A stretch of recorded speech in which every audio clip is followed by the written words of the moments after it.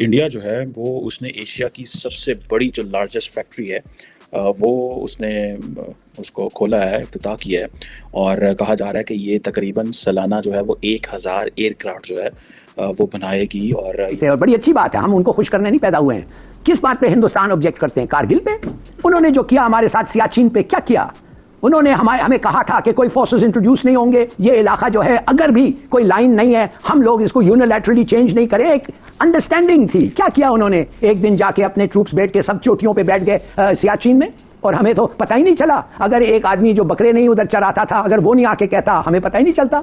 और फिर क्या हुआ? क्या वापस किया उन्होंने? क्या अमेरिका ने शोर किया? कौन किया? क्या किया? कुछ नहीं हुआ अभी तक, आज तक वो बैठे हुए हैं। तो मुशर्रफ ने बिल्कुल सही डेवलपमेंट देख रहे हैं। यानी गल्फ में फ्रांस यूरोप का एक बड़ा मजबूत कंट्री है, यूएई अरब दुनिया का एक मानी हुई इकोनॉमी है, और इसके साथ साथ यकीनन इंडिया नंबर 4 या नंबर 5 पोजीशन पर वर्ल्ड इकोनॉमीज में इस वक्त मौजूद है, और एक इमर्जिंग पावर के तौर पे उनको पूरी दुनिया देख रही है बिटवीन द 3 कंट्रीज। मैंने आपको कहा ना कि हमारे जब इस तरह की कॉपरेशन आती है तो हम कहते हैं कि शायद सिर्फ डिफेंस है, लेकिन ऐसा नहीं है। डिफेंस है, एनर्जी है, इन टेक्नोलॉजी। अब मैं आपको बताता हूँ, एनर्जी की रिसोर्सेज यूएई के पास है, टेक्नोलॉजीज आपके इंडिया एंड फ्रांस के पास है। डिफेंस की बात की जाए तो वो भी फ्रांस और इंडिया के पास है। वो खुद दोनों काफी बड़ी जॉइंट्स जो हैं वहां पर प्रोड्यूस करती है मुख्तलिफ चीजें। बताऊं कि अब ज़ाहिर बात है ये इंडिया ने अपना जो डिफेंस बजट है वो तकरीबन डबल डिजिट जो है वो इंक्रीज किया है। जो एनुअल पाकिस्तान के सियासतदानों की जानिब से अपनी जिल्लत और नाकामी को छुपाने के लिए एक बहुत ही फौश प्रोपेगेंडा किया जा रहा है कि पाकिस्तान डिफॉल्ट करने वाला है, अपने कर्ज अदा नहीं कर सकेगा, लिहाजा पाकिस्तान का एटमी प्रोग्राम जो है वो गिरवी रख लिया जाएगा, या आईएमएफ ये कहेगा कि हम आपको उस वक्त कर्जा देंगे जब आप अपना एटमी प्रोग्राम हमारे हवाले कर दें। ये सारी बातें वही शिकस्त खुर्दा जलील और गुलाम जहनियत की अक्कासी हैं कि जिसने ये जवाबात दिए थे कि क्या मैं हमला कर दूं या जो कश्मीर की मदद करेगा वो गद्दारी करेगा पाकिस्तान से, and war is not an option, और हमारी तो मईशत कमजोर है, कश्मीर भारत ले गया तो हम क्या करें, अभिनंदन को हमें अगले दिन वापस करना है वरना जंग हो जाएगी। ये माइंडसेट हमारी क़यादत का है। खौफजदा, बुज़दिल, घबराए हुए, पैसिफिस्ट, जलील लोग।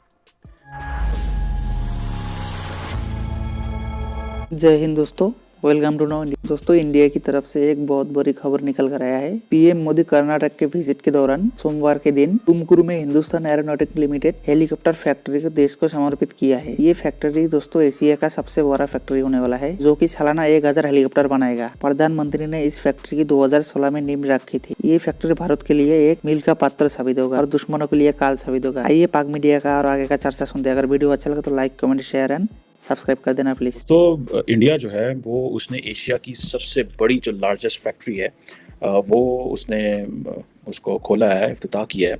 और कहा जा रहा है कि ये तकरीबन सालाना जो है वो 1000 एयरक्राफ्ट जो है वो बनाएगी। और ये कहा जा रहा है कि जो ये जो इंडिया का वो एक प्लान है ना, डिफेंस सेल्फ रिलायंस, ये बेसिकली वो है।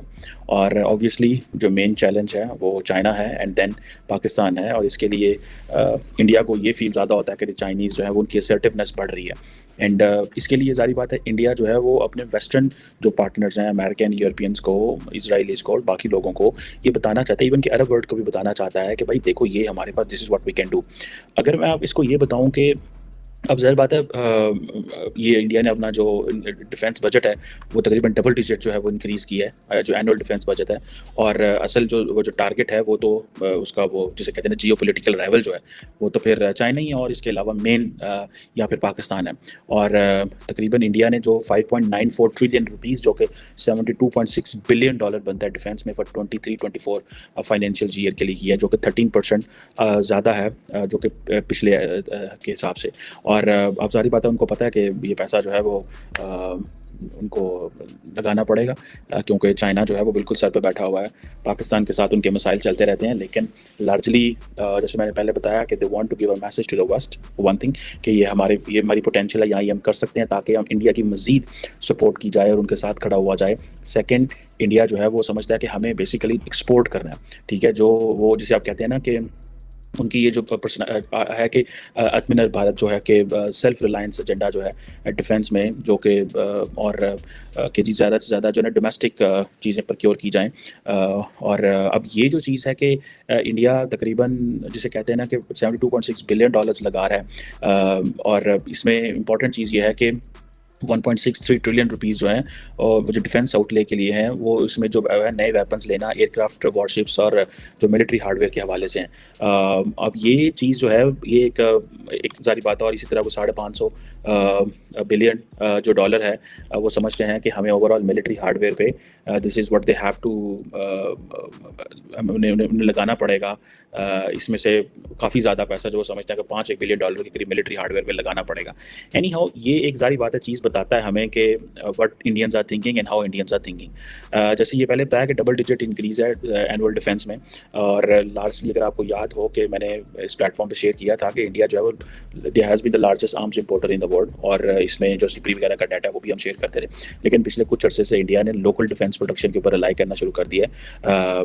लेकिन जारी बात है, अभी ये जो थोड़ा अर्सा पहले जैक सोलन और जो अजीत डोवल साहब हैं उनकी जब अमेरिका में मुलाकात हुई, तो उसमें जो इंपॉर्टेंट चीज़ थी वो यही थी, जो Jake Sullivan American national security adviser चाहते थे कि इंडिया जो है उसकी रशिया पर डिपेंडेंस कम हो और इंडिया को चाइना के मुकाबले में ला के या चाइना के साथ खड़ा किया जाए। लेकिन there is understanding and there is assessment in India कि जिस स्पीड से अमेरिका बात कर रहा है उस स्पीड से अमेरिका हमें वो टेक्नोलॉजी ट्रांसफ़र नहीं कर रहा। This is what the Indians are thinking कि भाई वो हमें भेज तो रहे हैं, और लेकिन वो बात तो करते हैं लेकिन वो हमें करते कुछ नहीं है, उस स्पीड से चीज़ें भेज नहीं रहे। रशिया जो है वो सारी बात है सबसे बड़ा मिलिट्री सप्लायर है इस वक्त, तो रशिया से उनको तेल मिल रहा है बड़े पैमाने के, और लेकिन ये जो चीज़ आई है इसके सारी बात है मल्टीपल जो चीज़ें हैं, और इसमें ये जो ये हेलीकॉप्टर फैक्ट्री बनाना एशिया की सबसे लार्जेस्ट, और ये कर्नाटका में ये सारी बात है उन्होंने ये लेके आए हैं, जिसमें वो basically initially light utility helicopter जो है वो बनाएंगे। मैं आपको बताता चलूँ कि इंडिया समझता है कि उसको ये जितने भी साउथ ईस्ट एशियन नेशंस हैं या अफ्रीका में या लैटिन अमेरिका में या for example even in central Asia, ये सारे ममालिक जो हैं दे आर पोटेंशियल बायर हैं इंडिया के मिलिट्री हार्डवेयर के।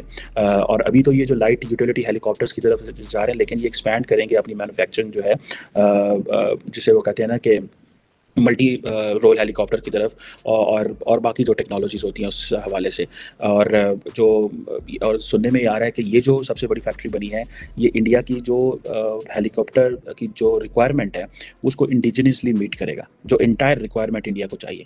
अब ये किस हद तक है, अब ये तो देखें ना, it will take some time to understand. The man in the centre यानी डॉक्टर जयशंकर साहब, वो एक ऐसे एक्टिव आदमी है कि वो कहीं पे भी जाते हैं, दुनिया के किसी कंट्री में भी वो जाते हैं तो वहाँ पे वो, मैं ये कहूँगा कि वो ज़ेर करके, यानी जो अपोनेंट्स होते हैं उनके या फिर फ्रेंडली कंट्रीज भी होते हैं, कुछ खैर बातें उनसे पूछी जाती हैं, तो बड़ा ज़बरदस्त तरीके से उन चीज़ों को उसके ऊपर बात करते हैं और अपने कंट्री को डिफेंड करते हैं, और बड़ा जालिम किस्म का, मैं कहता हूँ बड़ा यानी जबरदस्त किस्म का, एक्सेप्शनल एक्स्ट्राऑर्डिनरी किस्म का रिस्पांस उनकी तरफ से आता है। और शायद ये वजह है कि वो थ्रू आउट द वर्ल्ड बड़े फेमस हैं डिप्लोमेसी के हवाले से। उनका नाम मेरे ख्याल में अभी तो मौजूद है, अगर वो अपनी जो पोजीशन है इस पे ना भी हो तो गालिबन उनको याद रखा जाएगा, इस लेवल की वो डिप्लोमेसी करते हैं और इस लेवल के वो डिप्लोमेट्स हैं। इस चीज़ के अंदर है क्या क्या जो ट्राइलेटरल फ्रेमवर्क है, defence is an area of close cooperation between the three countries. मैंने आपको कहा ना कि हमारे जब इस तरह की कोऑपरेशन आती है तो हम कहते हैं कि शायद सिर्फ डिफेंस है, लेकिन ऐसा नहीं है। डिफेंस है, एनर्जी है, इन टेक्नोलॉजी। अब मैं आपको बताता हूं, एनर्जी की रिसोर्सेज यूएई के पास है, टेक्नोलॉजीज आपके इंडिया एंड फ्रांस के पास है। डिफेंस की बात की जाए तो वो भी फ्रांस और इंडिया के पास है, वो खुद दोनों काफी बड़ी बड़ी जॉइंट्स जो हैं वहां पर प्रोड्यूस करती है मुख्तलिफ चीजें। तो वो ये हो सकता है कि एनर्जी की अगर प्रॉब्लम्स होती है फ्रांस को या हिंदुस्तान को, तो उसमें यूएई हेल्प कर सकता है। हाँ, यूएई उन टेक्नोलॉजी से फायदा उठाकर अपने एनर्जी सेक्टर को एनहांस कर